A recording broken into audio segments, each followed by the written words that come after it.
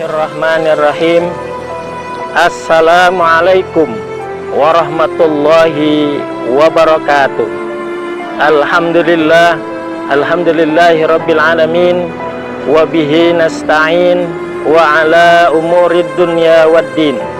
Assalatu wassalamu ala asrafil anbiya'i wal mursalin, imamil muttaqin, sayyidil gurril muhajjalin, sayyidina wa maulana Muhammadin wa ala alihi wa sahbihi ajma'in, amma ba'du.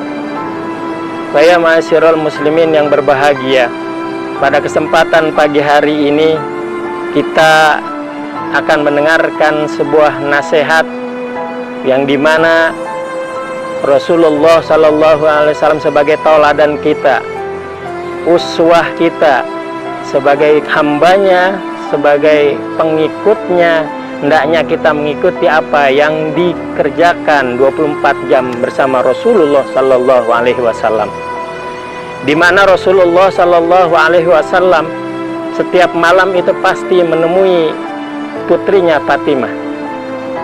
Setiap dia rindu akan surga, semerbaknya surga, wanginya surga, Rasulullah pasti menemui Fatimah.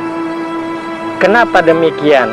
Dan ini menjadikan salah satu kecemburuan dari salah seorang istrinya, dan menanya, kenapa sih wahai Rasulullah Sallallahu Alaihi Wasallam setiap malam engkau pasti menemui Fatimah?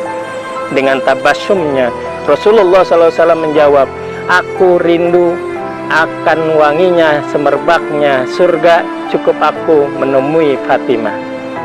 Nah, ketika suatu malam Rasulullah Sallallahu Alaihi Wasallam mengetuk pintu kamar Fatimah, Assalamualaikum wahai Fatimah. Waalaikumsalam. Ketika itu Fatimah sedang berada di kasurnya, ranjangnya.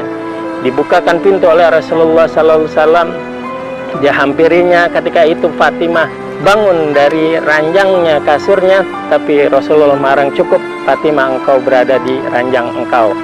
Dengarkan apa yang aku wasiatkan kepada engkau wahai Fatimah.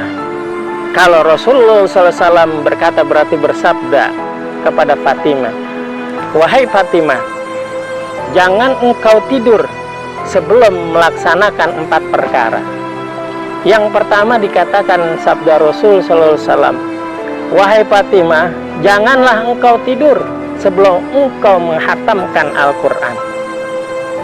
Kemudian yang kedua, janganlah engkau tidur sebelum engkau memberikan salawat untuk mendapatkan syafaat para nabi dan anbiya, mulai dari Nabi Adam sampai ke aku Rasulullah SAW khataman nabiyyin.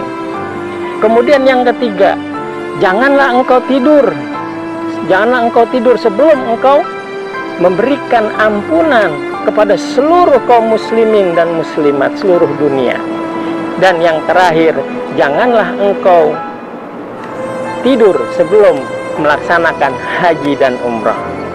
Belum sempat terpikir oleh Fatimah menjelumet apa-apa yang ada 4 perkara ini, Rasul SAW biasa melaksanakan salat sunnah.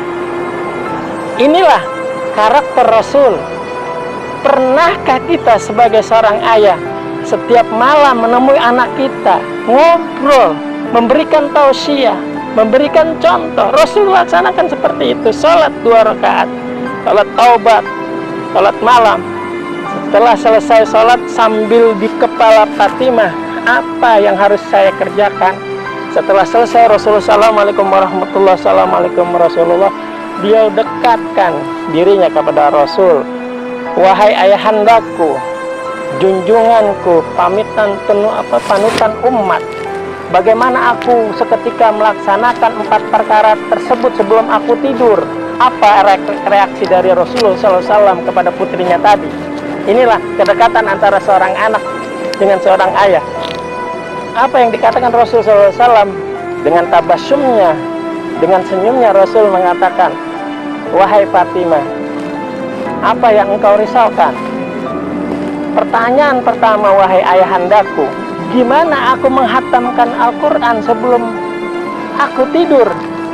Rasul cukup menjawab dengan tabassumnya, Bukankah engkau sering mengucapkan atau membaca Al-Quran, Qul huwallahu ahad, Allahus somad, lam yalid walam yulad walam yakul lahu kufuwan ahad. Itu dibaca 3 kali, fadilahnya sama seperti orang yang sedang menghatamkan Al-Quran. Dan ini pun dilakukan oleh Sayyidina Ali ketika disuruh menghatamkan. Sayyidina Ali hanya mengucapkan Qul huwallahu ahad 3 kali. Ini fadilahnya sama seperti orang yang menghatamkan Al-Quran. Ini pertama. Oh, seperti itu, mudah. Satu, terurai pertanyaan-pertanyaan yang tadi. Kemudian yang kedua, bagaimana ya Rasul saya memberikan salawat atau mengharapkan syafaat dari para nabi, mulai dari Nabi Adam sampai ke engkau khataman nabiin. Apa kata jawab Rasul SAW? Wahai Fatimah, engkau cukup mengucapkan salawat Allahumma salli ala Sayyidina Muhammad wa alal anbiya wa alal mursalin. Jadi yang pertama, kita dianjurkan satu, baca Quran. Sebelum tidur kita dianjurkan baca Quran. Pernahkah kita menyuruh anak-anak kita sebelum tidur baca Quran? Itu yang pertama. Atau tidak bisa membaca Al-Quran, yang kedua, paling tidak kita sholawat. Pernahkah kita sebelum tidur, ya, anak-anak kita memberikan salawat kepada Rasul SAW, katanya ingin masuk surga bersama Rasul, tapi pernahkah kita mengajarkan itu ketika sebelum tidur mengucapkan salawat kepada para nabi dan para Rasul? Itu yang kedua, baca Quran dan salawat. Yang ketiga, gimana Rasul saya mengampuni seluruh umat kaum muslimin seluruh dunia? Cukuplah engkau mengucapkan Allahumma gfir, ya Allah ampunilah, lil muslimin wal muslimat, orang-orang yang muslim dan muslimat, al ahya wal mamat, yang masih hidup maupun yang sudah meninggal. Itu yang akan memberikan resep kepada diri kita, yaitu perbanyak istighfar.